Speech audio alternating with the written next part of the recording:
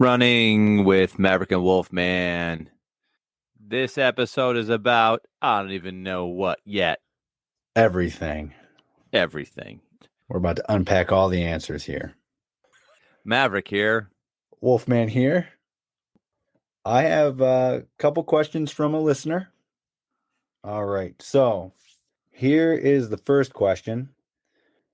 When I run on the treadmill, the distance I ran/recorded on my watch is different than the distance recorded on the treadmill by about a quarter mile.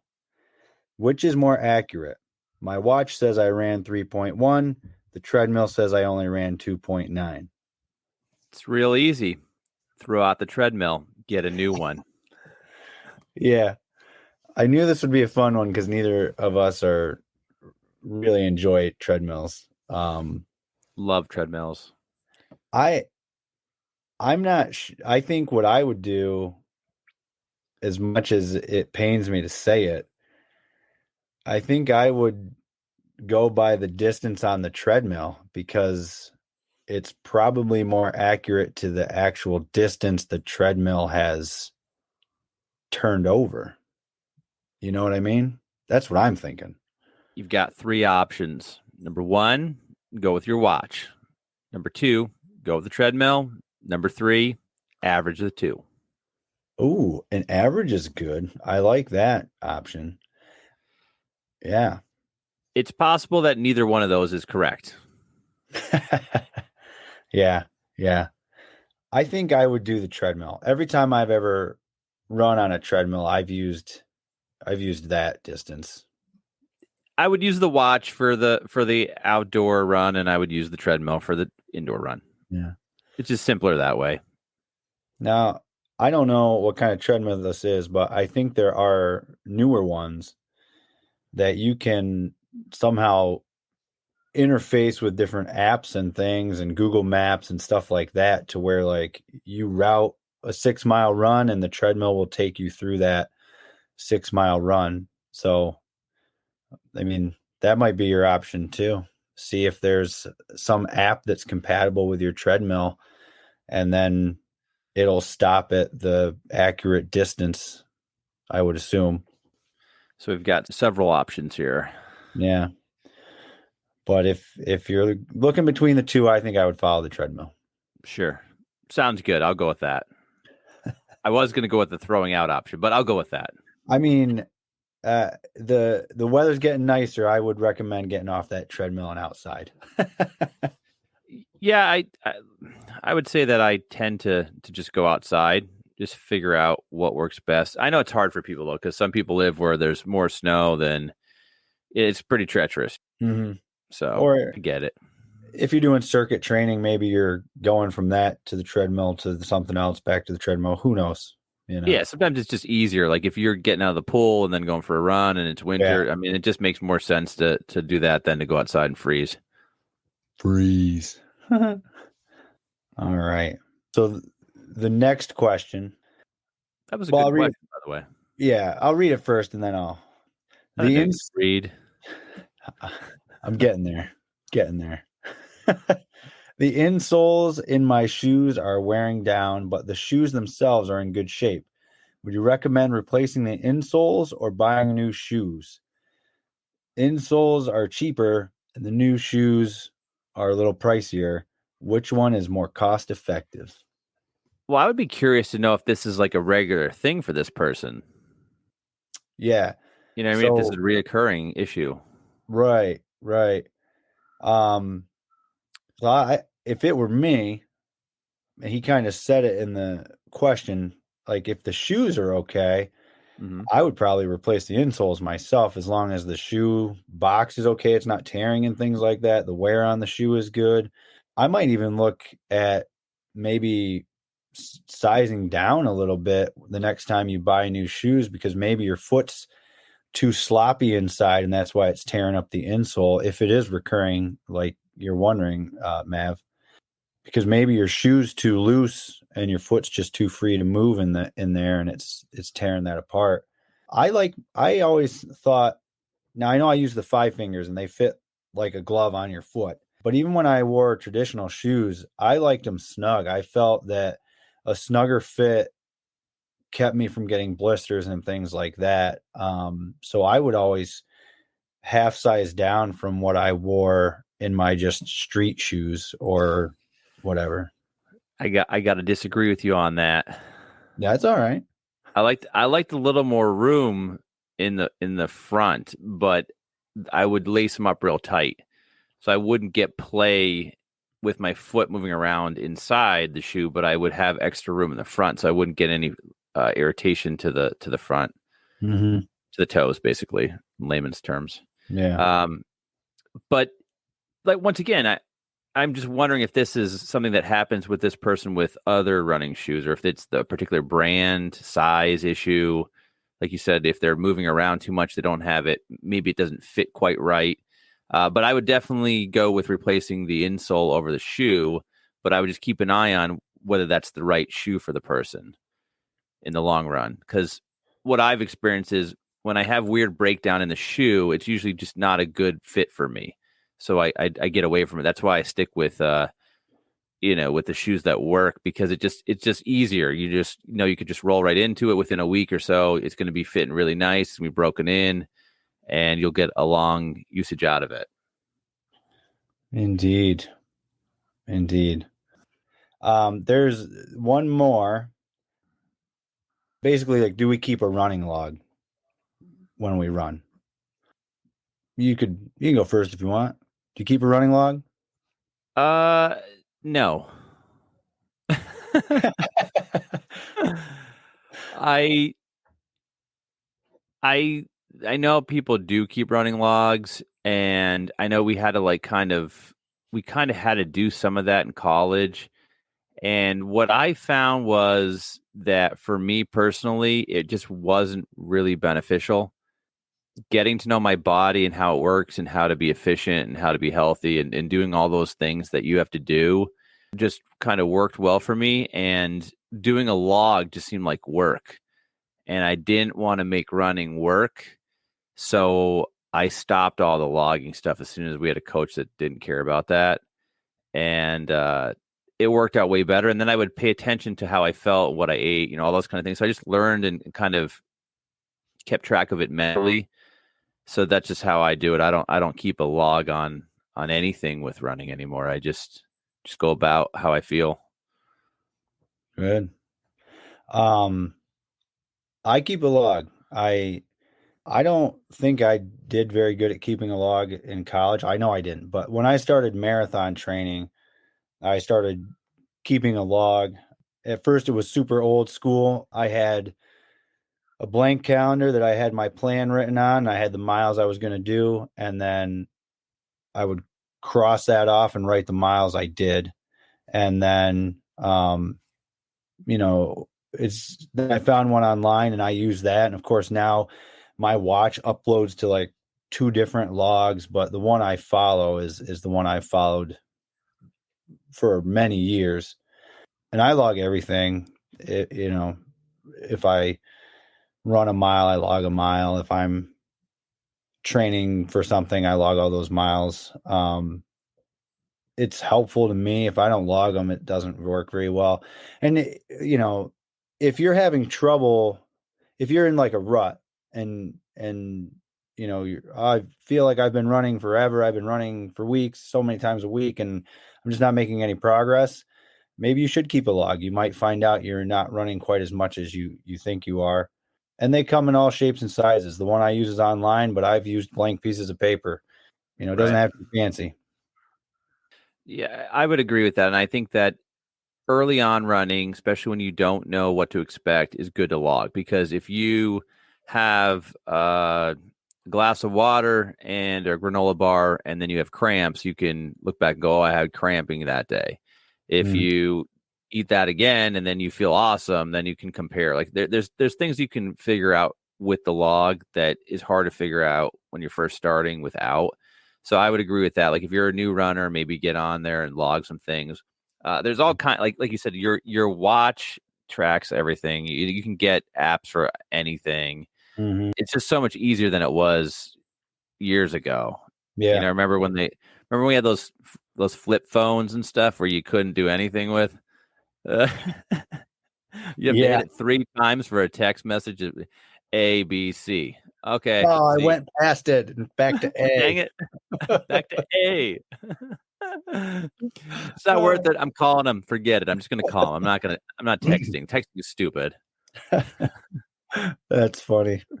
And like it, some of them get super technical where you can log the weather, you can log all kinds of stuff, and you might, if you log that way, why did I run this same loop so much slower last time? Oh, it's because it was snowing and super windy.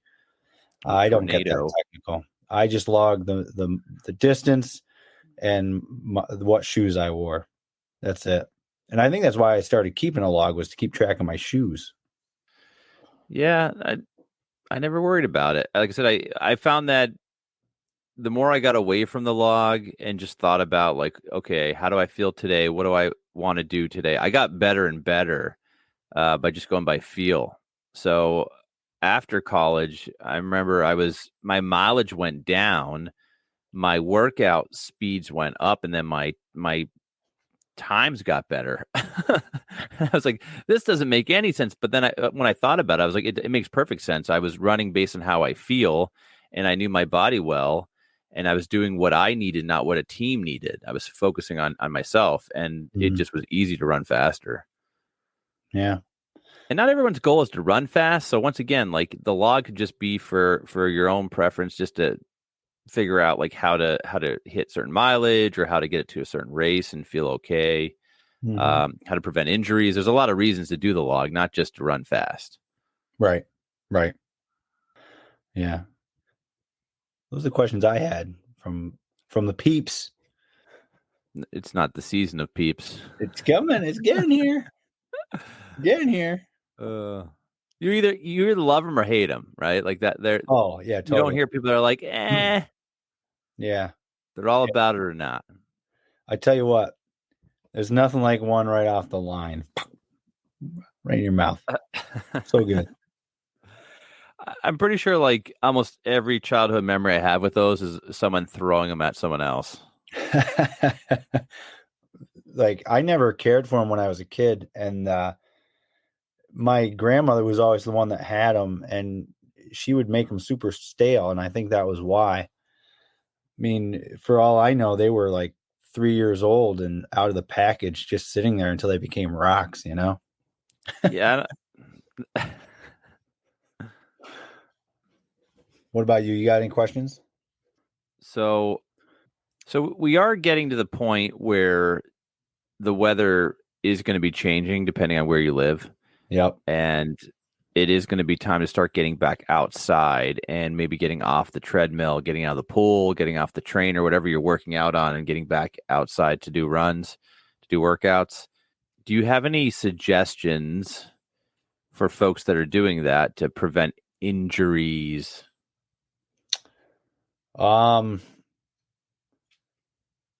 It sounds stupid, but watch your step.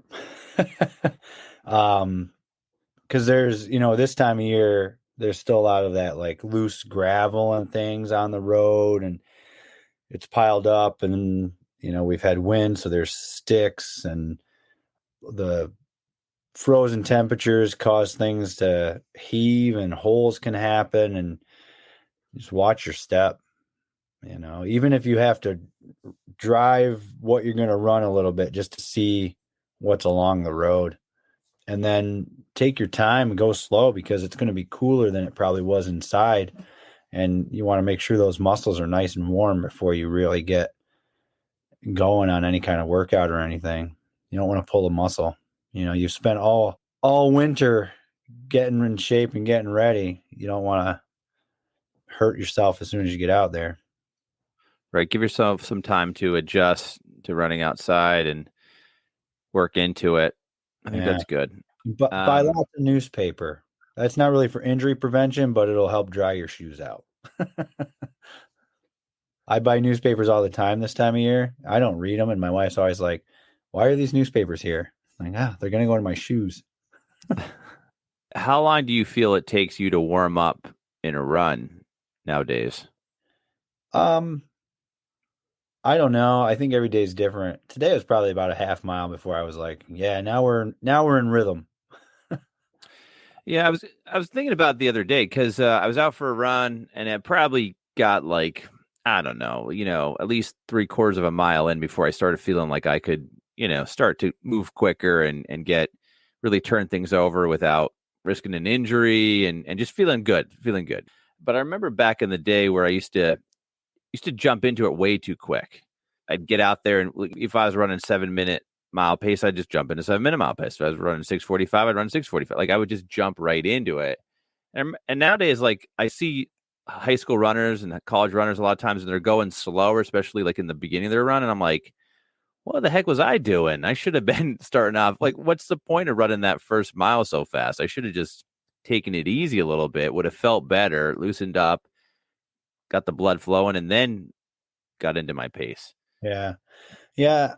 I agree. I don't pay a whole lot of attention to it, but I would say it's within the first mile is where you really start feeling it. Now I've got a little bit of an advantage because, I start on my driveway no matter what, and it's quite a downhill. So to avoid just flying down it, I usually trot down it.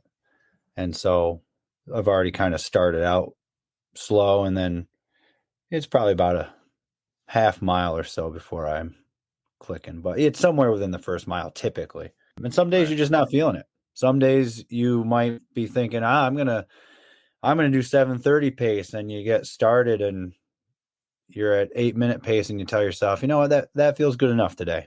Kind of like you say, like run how you feel. I, I wear a watch, and honestly, unless I'm doing a workout, I hardly ever look at it. If I'm on an easy run, I'm just running. Yeah, I find that to be like I said, back in the day, we used to calculate all the time, like how Yeah, far we go, how fast we go. We used to, and like I said, someone had a GPS, but the GPSs weren't real reliable when they first came out. yeah, But yeah, we would always be calculating things and mapping out runs. yeah, But now, yeah, I just kind of go out and do my thing. And it's weird though, because there's certain runs where I think I'm moving faster, and I don't know if it's just the rolling terrain or whatever I'm on that I just end up with like a slower time. And then sometimes I'm just like, that must not be measured right because there's no way that yesterday I was running a minute faster per mile than I am today. Like I'm definitely putting out the same effort, if not more effort today, but somehow I'm much slower. So I'm gonna have to redo that route because something's not right. I'm sure you've done this then too. You ever do a run and you're just like, oh, that had to be so slow. And then you look at the time and you're like, holy moly, I was Yeah. cooking. Look out, Hussein Bolt. I'm coming for you. How does that Yeah. happen? Well, You know? I remember this one 5K that I did where it was a decent sized 5K. It was like I think it was the first year they put it on down north of Philly somewhere, one of the small towns up above Philly. And I had no idea who anybody was because I didn't live there. I didn't work there. I just happened to jump into it because it was a race that I could get to that weekend. And the I lined up with these people, and there's one like young guy, like maybe he was a high school or something, and he's running neck and neck with me the whole time, right? So we got through the first mile, and like people are behind us, but they're really not in the race. You know how you could just kind of tell they're not going to stay. Yeah. So it's basically me and him, and we're just shaking off everybody. And I don't know if I can't remember exactly what I did the first mile in, but it was, we were running like, I don't know, like maybe 16:30 pace for the 5K, that kind of pace. And everyone's dropping off. So we get to like mile 2, and now there's like him, me, and like maybe one other person. And I'm looking at my watch, and I'm not sure if it's like the course is right. I have no idea. I've never been there before. So I'm like, it might be right. It might not be right, but I'm running a pretty good time. And I can tell he's getting tired. And then I get to, like I get into the last mile, so I'm like maybe 2.5 in, and he's really like not staying with me at this point. And I'm just clicking in really good, feeling good. And it was okay temperatures. It was a little cold, and I'm just working through the race and get to the end. And I'm like, well, I'm either going to run a really good time or this thing's going to be short, because no one's with me at this point. So I'm like, either I'm really doing well or just it's going to be short, and they're going to tell me that later, or something's going to go right, because you know how that is. You just don't know Yeah. how it's going to be when you finish the thing. Right. So I Right. get to the end, and everybody's there, and tell me it is a 5K and everything, and I think I ran like a 16:22 or something like that. I ended up dropping pace as I went, but I felt like I could have went faster if obviously if I knew the course, if I had run the course, if there was at least one other person to run with me till close to the end. But it was a really good race, but it's one of those things where you don't know exactly what's going on as you're doing, but you're just clicking in as you go. And I remember I warmed up for that, maybe did like a mile or a mile and a half. I didn't do like we did in college, like a 2 mile warm up. I kind of just, I did like, I'll do a mile and do a little sprint here or there, try to get my legs warmed up and hop around a little bit. And that's all I did. And I felt really good. And I remember in college at times I felt like there's just such a long warm up after the long trip we did, and everybody's tired and groggy, and you're like, get up and then you got to go run, a couple. I was like, I'd be better off just like chilling out, doing a little hamstring stretch, do one sprint or two, and not even worry about the mileage. Don't do 2 miles beforehand. Just do like a sprint. Did Yeah. you feel like that? No, not usually, but I don't know. I always responded better to longer stuff anyway. Yeah. I That felt long, like our college cross country races, the first mile was a warm up for me. yeah. And that's I what I do felt now. I was like, I'm just gonna chill in the back, and I'm gonna work my way, because that's how I raced in college. Like for those long races, I just chilled Yeah. in the back and worked my way up, and just drop pace as I go.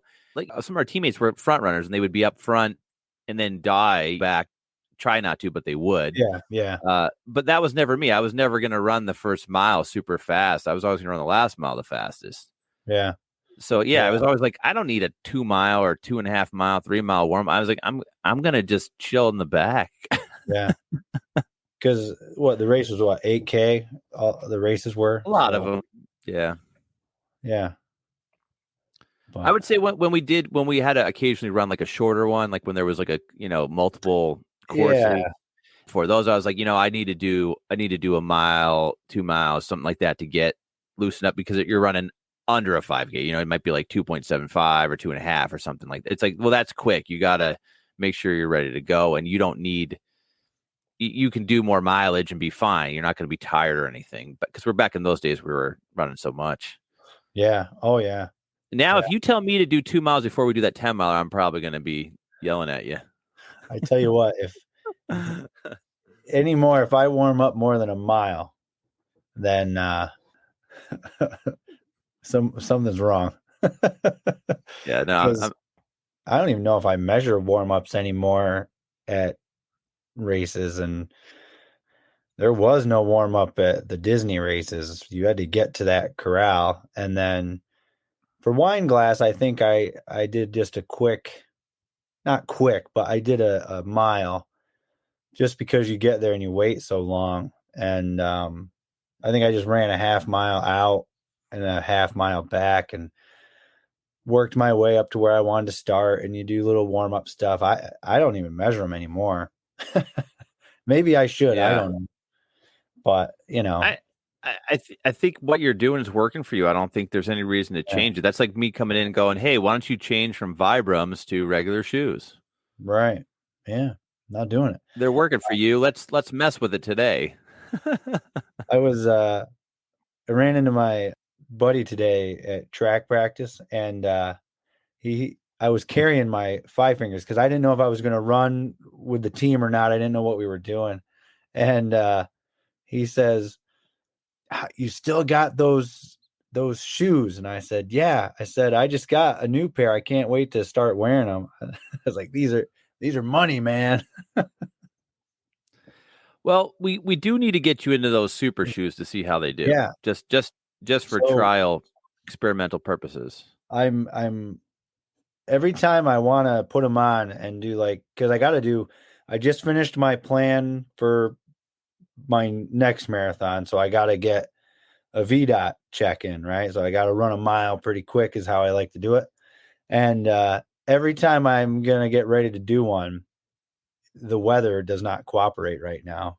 And I know that you can run in anything, but I don't want my first run in these super shoes to completely mess them up because of the weather. So Yeah. every time I get ready to get them out, it doesn't happen. But I'm hoping this weekend maybe I can get out there and do a quick mile in those shoes and see where the fitness level is now that I've basically had them, what, So I would say that's a month sign off. from the That's a sign from the universe saying, "Don't wear the super shoes.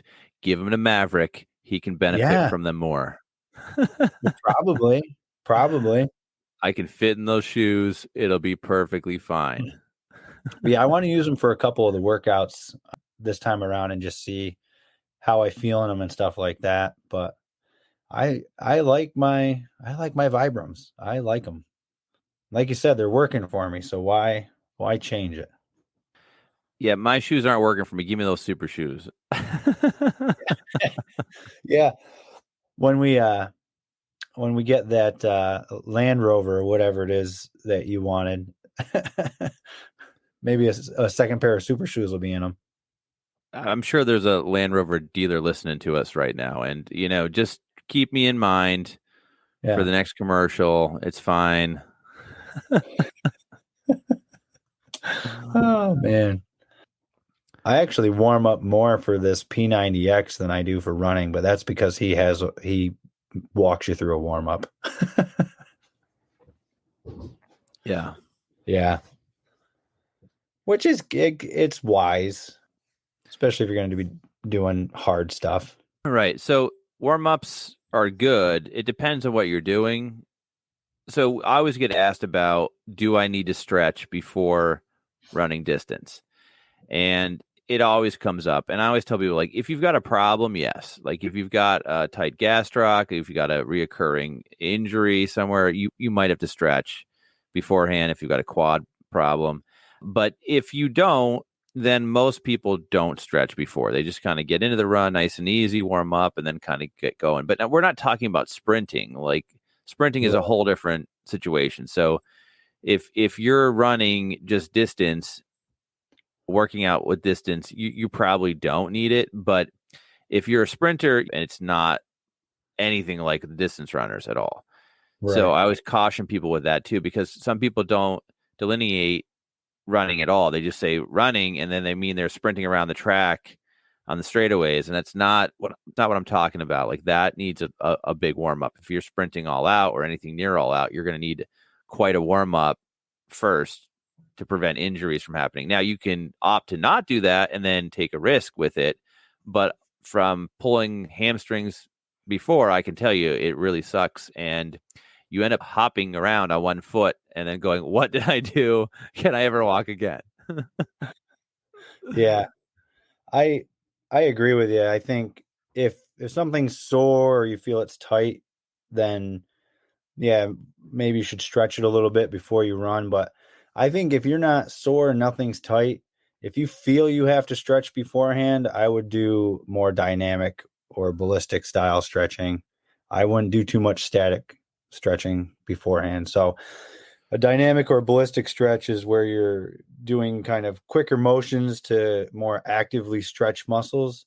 And static stretch is where you sit down, put your leg out straight, and hold it for X amount of time to stretch your hamstring.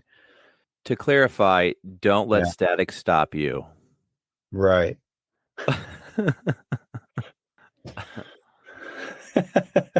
But and then I think if something's sore or tight, stretch it afterwards. That's my hamstring's been feeling kind of tight, so I've been stretching it a little bit after, but not really before. But I'm not What racing right now either, so now on that topic? So warm up, check. Run whatever you're running, check. Then cool down. That's another one. People always ask me, shouldn't I cool down? What about the cool down? Listen, if you're riding the bike for 5 minutes, you don't need a cool down. It's 5 minutes. What are you cooling down? You didn't even really get warmed up yet. But if you're riding a bike for 50 minutes, yeah, you could do a cool down. If you're running for an hour, yeah, you could do a cool down. Like you could do a cool down anytime you want to. And cool down is very general terms. So that could just be slowing your pace down. It could be a whole separate portion of your workout or run. It just depends. So to make it simple, I used to tell people, okay, do a 5 to 10 minute warm up where you're going a slower pace where you can talk and everything's easy. Then do your workout at a moderate pace, maybe 30 minutes, and then cool down with another 5 or 10 minutes. Same thing, slow it down a bit. But if you couldn't do it, like if you had to go somewhere, for example, like, oh, I'm going to be late for work, and you had to get back there, don't sweat it. It is what it is. You're not going to be in terribly bad shape. You're not going to have so much lactic acid unless you are doing that regularly or you just did a major workout. In that case, yeah, I'd probably do it because I would want to have less effects of the lactic acid buildup. But you don't have to worry about it. Like I said, we used to sometimes not be able to cool down after a race. It wasn't the end of the world. It was just like, oh, okay, my parents are picking me up. We're going to dinner. I got to get in the car because we're going to be late for dinner. Like, that happens, and you just don't sweat it. I didn't have a bad season because of it. I didn't not PR next week because of it. The worst case scenario is you're going to be a little more sore or tight later. Like Gwen was saying the other day, ran a race, got in a car, drove 7 hours. That's why she was so stiff, because she sat and drove. You know what I mean? Right. That's I was thinking about the other day about how I was just thinking about like cars and the luxuries of the automobile, right? Like I'm picturing like a really nice vehicle you get into, right? You got lots of space, it's a comfortable seat, all that stuff. And then I'm picturing what we used to get into like our freshman season with the vans, how there was no room, it didn't smell good, everybody was crowded, cranky, the seatbelts may or may not have worked. I just remember how like crappy some of those trips were, and we'd go on these long trips, and I was like, now you get in your car, it's like it's such a luxury compared to that. Like, well, you could drive anything after going in one of those things with the smelly team. I think we talked about this once before, but remember the one time they reserved us a party bus? Yeah. And we got on it, and the coach was like, "What is this?" Because there was like, what, 2 couches and then nothing. There weren't even enough seats for the whole team. We had kids sitting in like cubby holes. Like that's what we rode down and back in. And I mean, the one thing I thought of when I was going to Wine Glass is the only way my car could be better to commute to that race in that early in the morning. I had the music I wanted playing. The temperature was perfect. I had it in cruise control. I needed just a self-drumming car so that when the awesome parts of the drums came up, I didn't have to do anything. They were just there. That's exactly what my point is. Like, you didn't have any of that. You just had to deal with whatever was going on. You just crammed in there. There may be a ton of people sitting next to you. There may not. And that was the early stages. Then we started having buses no matter what. I don't know if you remember that, but we started unless it was a really small group going close, we had a bus for everything. And that was really nice. Nice buses too. Yeah. Except for that one meet we went to in the winter. I don't know if you remember this, but then we hit those turkeys. Yes. That was broke through the glass. That was coming up to an indoor meet in Cornell. I remember being in the back and just being like, was that a feather? Did a feather just come flying by my face? What happened? And then you see the glass all broken in the front. Yeah. I think it was a driver's side that he hit it. I think you're right, because didn't he have a small cut on his face? And some of the teammates were like, "Oh my God, the turkeys, are they okay?" And it's like, how about props to the driver? Like, holy cow, you picked, I guess, a 30-pound rock just hit the windshield.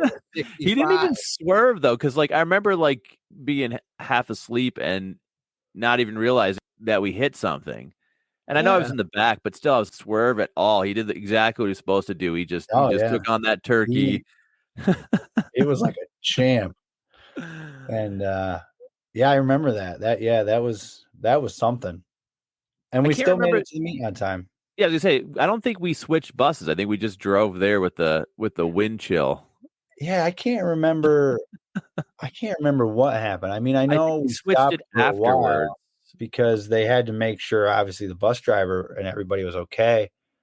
But yeah, I think once we made sure everybody was all right, we just kept going, I think. I think that's what it was. I think they switched it out once we got there because we weren't that far away. Yeah, But that I might be do right. remember it being a bit colder after the. Yeah, yeah. I think about I tell that story all the time. That was something. Yeah, that was an unusual one. That was fun though. Do you have a mantra? Um, it's a great question. It's complicated and so this is just going to throw me into a bunch of different topics, but basically, I'm I'm a very positive person in general, and I've always believed that the more positive you are, the more likely you're going to attain your goals. I've thought about that, and I've always felt that way as a kid growing up, as an adult, and it's just something that I've always done. And as an athlete, it was always very important because I was a captain a lot of the times.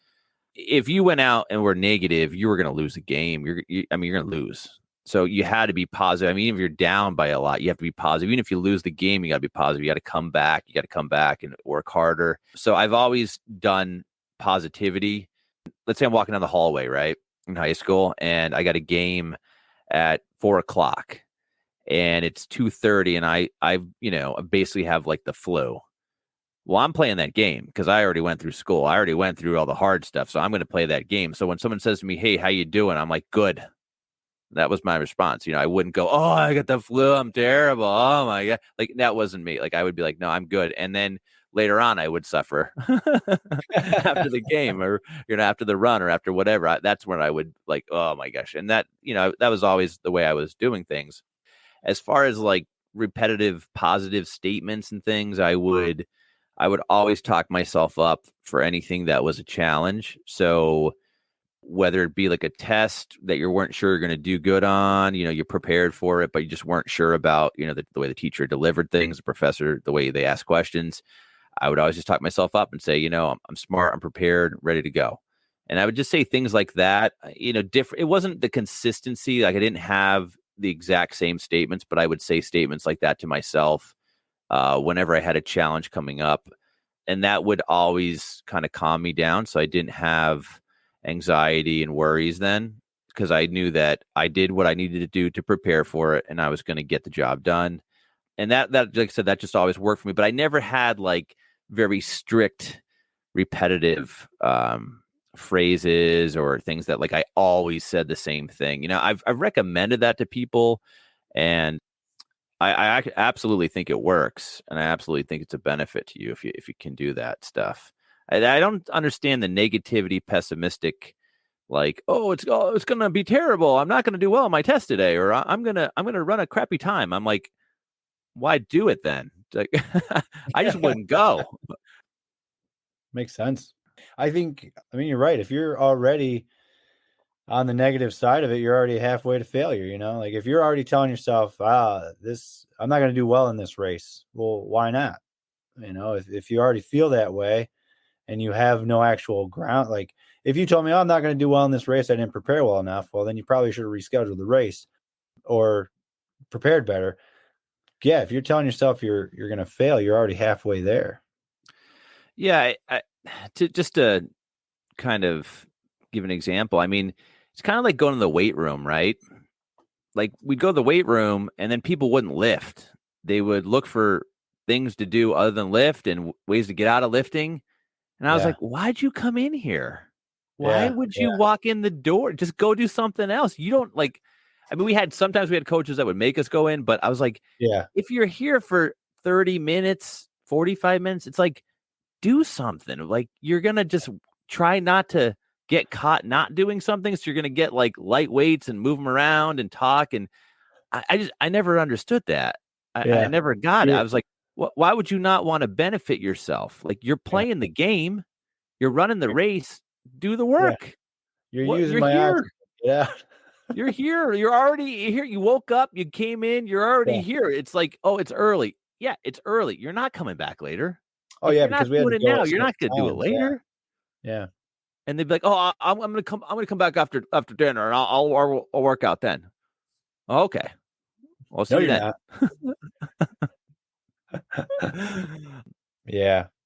I don't understand why you would do that either. We should do that. We should make a video. I'll go to a race. I'll talk down everything. I'm gonna do terrible. I'm not gonna. I might not even. I might not even go to the end of it. I might just stop. I might. I don't even know if I'm gonna run. And just film all the people looking at me, like how strange they're looking at me. What's with this guy? I don't know if Oh, I'd recommend that. I ran in college, but I don't know. I don't know if I could do it. I'm not gonna do it. Yeah, that's funny. But yeah, no. So yeah, I mean, so the bottom line is like whatever you're doing, be positive. If you have to make up something and say it to yourself over and over again, do it. If it's going to help. But yeah, absolutely, be positive, be prepared, talk yourself up, say I'm ready for this. It's only going to benefit you. I've actually come to the point where I think if I was running a marathon, I'd probably have to smile through most of it. Well, you You know what never I know mean? where the cameras are going to be, so you got to be ready. I got to release some endorphins. I got to laugh. I got to smile. Like it's too long of a Yeah. race. I don't think I can go through it without having some fun in there because it's just it's Yeah. going to be such a long race. I mean, the 10 miler, I plan to do the same thing. I'm going to be like, You've I'm going to got be to have laughing and fun. having a good time because it's 10 miles. I'm not going to be Yeah. taking it like, I'm not going for a world record or anything. Like I'm going to Yeah. just have a good time and enjoy my time with it. And it's going to be a great experience. I'm Well, being positive already. yeah, I mean, you got to have fun with them.